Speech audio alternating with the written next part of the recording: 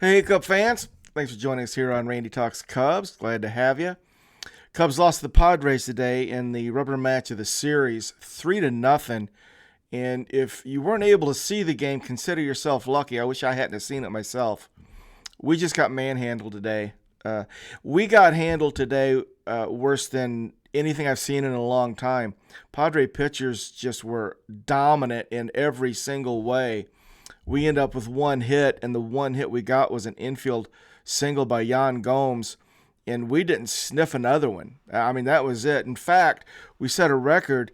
We had literally zero hard hit balls today throughout the entire game, and by definition, a hard hit ball is anything hit under 95 miles per hour. So since the StatCast era, that's never happened, that we've gone a whole game without a hard hit ball. And having watched the game, I can tell you, it's true. Nobody did anything, and so one hit, just that little infield single by Yan Gomes. It was a comebacker to the pitcher. He just didn't handle it, and it kicked away and enabled Yan time to beat it out. But we struck out 15 times today. Just the one hits. Only walked twice. Only left 3 guys on total. Just no offense to speak of at all. So I think I'm going to talk about Dylan Cease. Dylan Cease one hit us for the most part, basically no hit us through 7 innings. And Dylan Cease is a 2014 6th-round draft choice of the Cubs. We traded Dylan Cease along with Eloy Jimenez in July of 2017 for Jose Quintana. And I was thinking about that trade pretty much all day. Dylan Cease was like Cy Young in his prime today. I mean, he was unhittable. So he goes 7 innings, 1 hit, 2 walks, 12 strikeouts. His ERA is at 2.19. And they allowed him to throw 113 pitches today, which I think surprised me a little bit, but he's done that, I think, 5 or 6 times. So we lost to Dylan Cease today. And they pretty much dominate us. Then Wandy Peralta came in. He pitched the 8th inning, and he pitched to Madrigal, who was pinch hitting for Miles Mastroboni. Got Madrigal to ground out lightly to third. And then he struck out Gomes, and then he struck out pinch hitter Wisdom, pinch hitting for PCA in the 8th spot. And then their closer, Robert Suarez, who I talked about him during the preview, that if we get to him, it's over. Well, he was in the 9th, so his ERA is .59. He got Nico to fly out to right, got talk on a 3-1 ground out, and struck out Belly swinging to end it. So it was just a dominating performance by the Padre pitchers, and we just didn't have anything. Nico goes 0 for 3. Nico got hit by a pitch in the 2nd inning. And no, not the 2nd, in the 4th. It was a 2nd at bat. So it hits him right here, up high and in. He put his arm up. A little glancing blow, sort of went like this. It looked bad. He stayed in. He put a pad on it. He was real annoyed. But Nico got hit by a pitch, and I'm going to be curious and see how that plays out. He played the rest of the game after that happened. So 0 for 3 for Nico. Talk went 0 for 4. Belly went 0 for 4 with 2 strikeouts. Christopher Morel 0 for 3, 3 strikeouts. Hap went 0 for 2, 2 strikeouts and a walk. Michael Bush went 0 for 3, struck out 3 times. So that's center of our lineup, that 3, 4, 5, and 6. I'm looking at my scorecard now, and it's just K's all over it. So our 3, 4, 5, and 6 just got lit up. Miles Mastroboni remains hitless. Miles got a start today at second base. Dansby was out, and when I first saw that Dansby was out, I was thinking, well, they're just going to give him some time down, take the day off. We got the off day tomorrow, and I figured that was it. But they talked about a little bit of pain in the knee, the right knee. So I don't know any of the details about that, but Dansby was out today, and they discussed something about a little bit of a knee issue. So Nico played short. Mastroboni got a start at second base, and Miles is 0 for 2 today with a pop up to short and a strikeout. He gets pulled in the 8th for Madrigal. Miles Mastrobuoni is still hitless on the season. You may recall, and I think it was 0 for 12 when he went down the first time, so now he's back. So he's still hitless. Yan Gomes went 1 for 3, 2 strikeouts with that infield single that he got. And PCA went 0 for 1 with a walk. And that was pretty much the extent of the offense. So I'm going to try to find some good news in it, and I think there is some. So let's talk about Hayden Wesneski.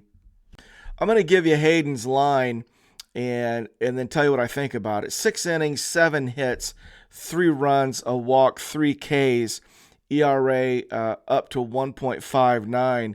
It was 0.54 when the day started. So on the surface, Wesneski gave up 3 runs, 7 hits. But I'm going to suggest to you, if you didn't see the game, he was pretty good. The problem that he had is he wasn't striking enough guys out, and they were putting the ball in play. So of his 6 hits given up, or the hits that he gave up, they weren't hit hard. I think only 1 or 2 were hit hard. So let me walk you through it. In the first inning, the mistake that he made, he leadoff hitter Luis Ariz, he had him down 0-2, and a slider, he tried to bury it to get Ariz to swing over it, which is hard to do. Ariz puts the bat on the ball. But it clips Ariz in his left foot, in the back foot. So he hits Ariz after having him down 0-2, gets Tatis to fly out to talking right, Cronenworth on a 3-1 ground out, and then Machado hits this flare single off of his fist to score a run. Ariz had moved up to second on the 3-1 ground out by Cronenworth. So that first inning gave up that run. He hit Ariz after having him down 0-2, and then Machado got jammed and just fisted one into center to give up the run. Wesneski goes 1-2-3 in the second, 2 strikeouts, 13 pitches, easy peasy. Third inning, 1-2-3, 8 pitches, nothing to it. PCA made a real smooth catch on Kim in that inning for the third. I love watching PCA run center field. Then in the fourth inning, he gives up just 1 hit to Cronenworth. Gets out of it, 15 pitches. Then in the fifth inning, he gives up we'll call it the 4 hits, gave up the 2 runs in the fifth. Merrill leads off that inning and grounds out 3-1. Camposano singles, not hit hard. He gets Kim on a fly out to Happer. Then Ariz comes back up, and he hits a flare to right field for a single. Then Tatis singles, RBI off the end of his bat into left field. Cronenworth had a double RBI. That one was hit hard. And then he got Machado on a 6-3 ground out to Nico. So in that inning, 4 hits, 3 of them were not hit hard at all. So the runs that Wesneski gave up were all results of, I'll call it bad luck. They weren't bad pitches. They were balls that were put in play, and they just kind of found home. So it was it was really just a lot of bad luck for Wesneski today. He finishes off his outing in the 6th inning, gets a strikeout and walked a guy in the 6th. Comes out for the 7th inning. He had 88 pitches at the end of the 6th. So I was curious whether or not they'd bring him out. Well, he did. So he comes out in the 7th and gives up a base hit to Kim, not hit hard. So he's pulled for Lovelady. So that's where we ended up. He pitched, so it'd be 6+ with the 1 batter in the 7th inning. And I look at his outing, and it was just like, it was frustrating, especially that 5th inning. It started in the first for me when Machado fisted that single and scored a rise. And I knew we had Cease on the mound too, and I've been dreading that. And when we gave up that 1 run, I was like, okay, that might be enough for Cease. I really believe that it might be. So it's just frustrating for Wesneski. Little bad luck, but he pitched fine. If he'd have struck out 3 or 4 more, kind of keep that from happening, possibly. That's the only thing I can ask for. But I'm happy with him. I look forward to seeing him start his next turn, and we'll pick it up from there. He just ran into the buzzsaw that is Dylan Cease today. Just didn't get any help. Lovelady came in, pitched 2/3 of an inning, struck out 2. And I feel like he looked really good. Lovelady did have a situation. He threw a pitch, and then you could tell that he hurt something. And to me, it looked like a knee. So I was like, oh, he just hurt himself. So trainer comes out, counsel comes out, and they look at him. He takes a pitch, tries it, and he stays in. So it looked like we dodged one with Lovelady. So I thought Richard pitched well today. Then Adbert comes in, and Adbert pitches pretty well. In the 7th inning, he comes in with 2 on, 2 out, and he gets Machado to ground out to Morel unassisted. And Christopher made a really nice backhand stop on that, step on third to get the force. A really good play by Christopher. Morel looked really good at third base again today. Adbert pitched the 8th. He goes 1, 2, 3, gets Profar to fly out to Happer, Bogarts to fly out to Talk in right, and Merrill to fly out to PCA in center. And then Keegan pitched the 9th, struck out 3, gave up a hit, struck out Capasano, Kim, and Tatis to end it. So Keegan had a nice little outing. So, the good news is from the pitching perspective, a lot of bad luck, right? We gave up 3 runs, but when we take a step back and look at it, I've got no issues with what the pitchers did today. So it was just the buzzsaw that was the Padres staff. And I don't know. We just regrouped. We got the day off tomorrow. We got Pittsburgh starting the series on Friday evening. I found that we've got Paul Skeen on Saturday for the Pirates, and he's that phenom that throws gas. I'm looking forward to seeing him pitch, even though it'll be against us. But I've been hearing a lot about him and haven't really seen him yet. So looks like Paul Skeen is scheduled to go against us on Saturday. So we go into the off day at 22-16.